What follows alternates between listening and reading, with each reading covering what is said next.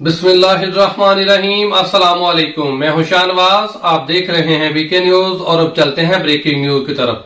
खबर शामिल करते हैं साहिवाल से। रिपोर्ट खुरम शहजाद।